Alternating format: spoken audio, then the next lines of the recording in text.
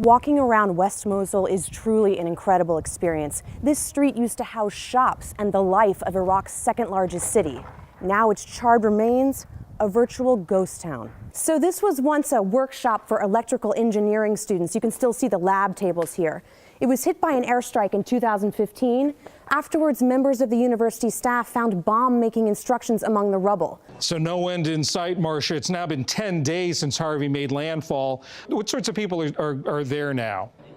Well, it's a real mix of people. You definitely have those who have gone back to their homes, but they're coming back every day for supplies, for medical help, for legal aid. But you also have those residents that are still here that haven't been able to go home. And for them, it's a very bleak picture. President Erdogan called on the people to come down to the streets to save democracy, as he said, to protect him, to protect the government. And this is the 5th day. People have come down in droves every single day. And this is by far the largest. I'd say maybe 3,000 people are here tonight. Marcia, what do we know about what happened? So, Judy, this is still a developing investigation. It's only a couple of hours old. What we know is that at 3:05 p.m., a 29-year-old male entered the West Side Esplanade, which is a bike path here on the west side of Manhattan along the river. He entered in a Home Depot rented pickup truck at high speeds at Houston Street, mowing down pedestrians, driving about 16 blocks before colliding with a school bus. Then he exited the vehicle, brandishing what appeared to be 2 weapons, what appeared to be a pellet gun and a paintball gun. Before NYPD officers shot him in the abdomen, he was then taken to the hospital. Half an hour later, we were at a former ISIS bomb factory looking at some vehicles that ISIS left behind. We were hustled to a nearby home to wait out the shelling. So we just received a mortar from around 5 to 6 kilometers away. The general believes that perhaps one of the civilians that saw us talking to all of the neighbors may have given information to ISIS that we were here, which is why we've received this mortar. The search for remains lasts all day, with relatives waiting nervously. God protect them, this one says. So they found 4 bodies out of 18. 14 left to go. The smell of death is unbearable. Clashes continue in a small pocket of the old city, but for most of Mosul, this is where the fight against ISIS stands. In some houses, we find the remnants of life under ISIS. So this was once the home of a local politician. When ISIS took the area, they turned his house into a jail. ISIS imprisoned anyone who didn't pledge loyalty to them. Is the government funding a program to buy back the girls? I'm not buying them, no. Maybe I'm paying some people, they are helping me getting them back. Do you face any ethical dilemma in the sense that the money that you would pay these people might somehow get into the hands of ISIS fighters? Well, I'm not paying ISIS fighters, this is one. Second thing, these are Kurdish citizens, and I don't care where the money go personally. She was bought and sold again to a man who she says raped her over and over. He told me, if you don't let me have sex with you, I'm going to sell you again. I'll send you to Syria where 10 men will be doing the same. And he beat us. You hadn't seen them for 4 months and you didn't know where your sisters were? No, I hadn't heard anything about my sisters. She finally managed to escape once more through a small kitchen window. I asked her what she wants to be when she grows up. You want to be a doctor? Like many of the children, she's drawing an Iraqi flag. It says, I love Iraq. Words forbidden under the Islamic State, where the Iraqi flag was banned and members of the Iraqi army executed. Johnston faces a firestorm of controversy over leaving behind her 5-year-old and her 3-year-old twins to volunteer in a war on the other side of the world, where we're told IS fighters have put a $300,000 price on her head. My children are happy, they're safe, they're fed, they have more than they need. You said, my kids have everything they need, but they don't have their mom. They don't, but I will spend the rest of my life making that up to them. You cried all the way to the airport?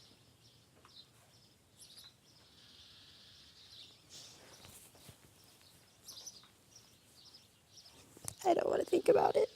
In tonight's signature segment, NewsHour Weekend special correspondent Marcia Biggs and videographer Alessandro Pavone went to Mosul and its outskirts to hear the stories of those who survived the siege.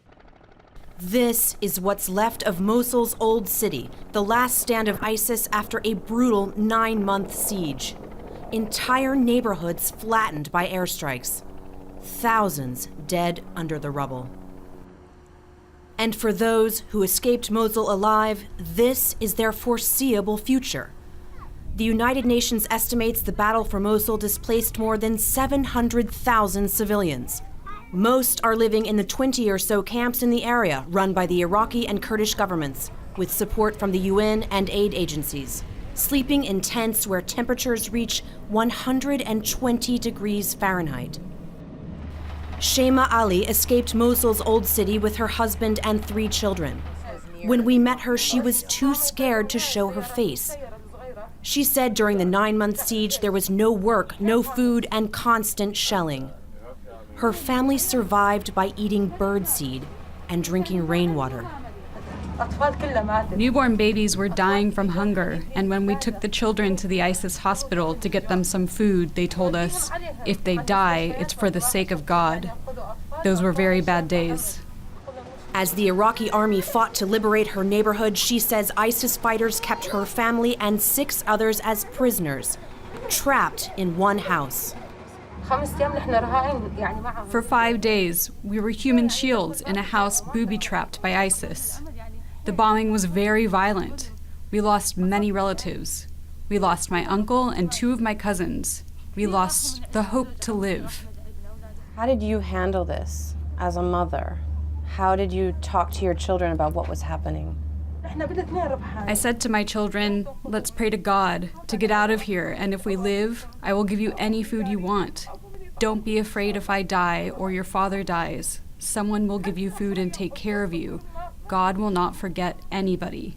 That constant fear of death had already defined 3 years of occupation under ISIS. This was once a fountain park in the middle of town. We're surrounded by a pharmacy, food shops, a mosque. ISIS used it as a site for public execution. They brought Iraqi soldiers here, doctors who refused to treat ISIS fighters, all of them executed in front of a public forced to watch it on a big screen. These ISIS videos show public punishments routine in Mosul.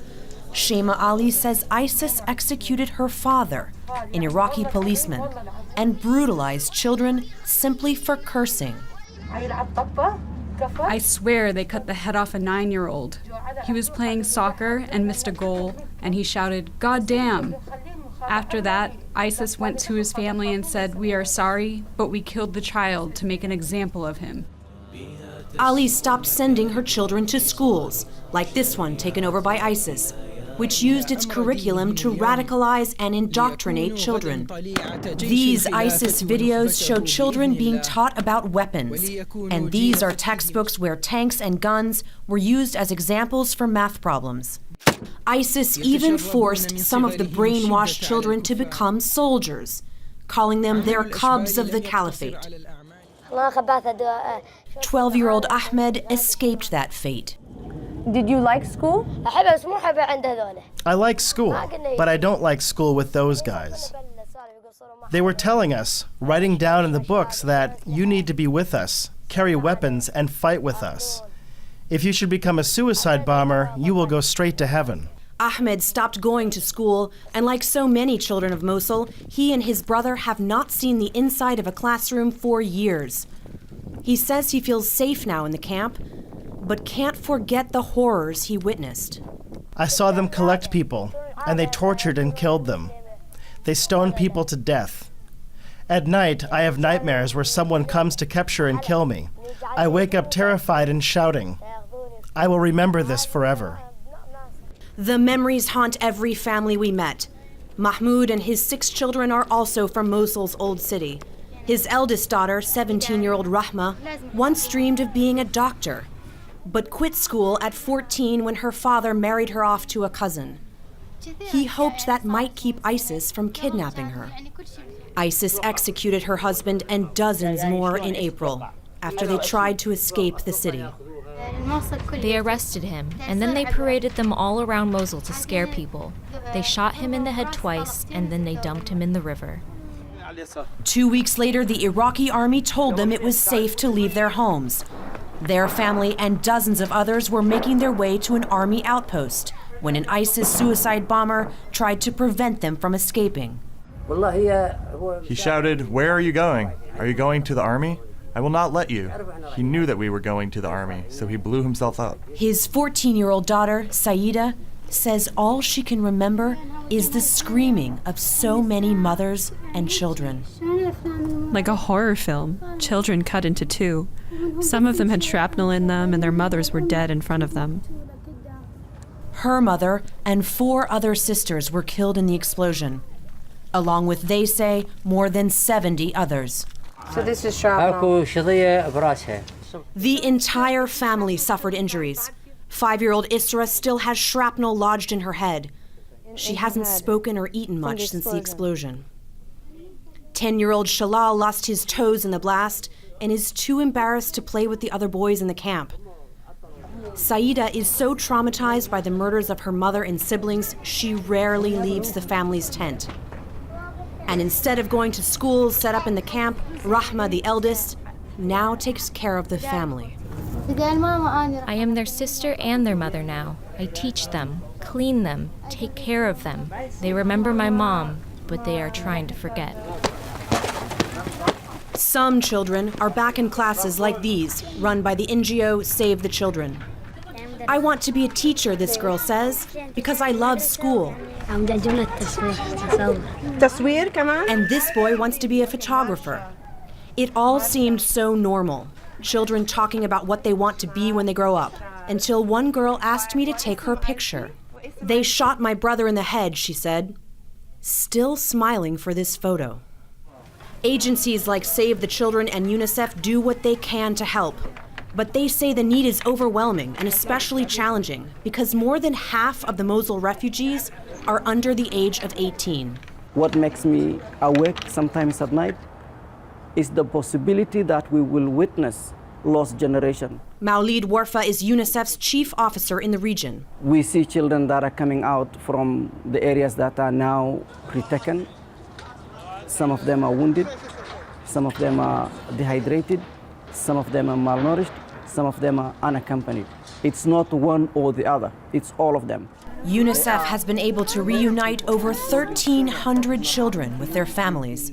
So you still have over 1,000 that are unaccompanied? Yes, and it's not only those 1,000 that are already in the hands of case managers. There could be many more that are coming. Many of them are brought here to Mosul General Hospital. ISIS set fire to it when they left, yet it still remains the only functioning hospital left in Mosul. Surgeon Hassan Ibrahim says half of the 250 patients he sees every day are children. This is the pediatric ward. Yeah. And many have obvious signs of malnutrition. All the time they need eat nothing but the grass and wheat seeds for each age. This is signs of malnutrition. Iraqi soldiers found 7-year-old Ghalib all alone when his neighborhood was liberated. His arm was fractured and his body riddled with burns and shrapnel. He was like the other thousands of children who arrived to hospitals with no family. But he was one of the lucky ones. Shortly after our visit, his mother found him. Here he is with his little sister. This whole structure seems to have been hit pretty badly. Doctors and nurses here are struggling to cope with few resources, staff, and medicine. This is their makeshift pharmacy. Many of Mosul's sick and wounded can't even get to the hospital. In a village only 2 miles away, this woman says her young daughter has dysentery from the water, but she's not been able to get her treated. She and others are clamoring at this food distribution site, and they say they're starving. The warplanes destroyed our houses. We need electricity and water. We need our homes to be rebuilt. We are in the middle of nowhere. Back in the camps, miles from Mosul, the displaced like Shema Ali say their city may be liberated, but their home no longer exists. Do you have any idea what you're going to do now? Our destiny is unknown, and it's impossible to go back to Mosul because our houses are gone. Our homes, our streets, there is no life in Mosul. Our neighborhood in the old city is dead. Many people died, and the life, it's dead.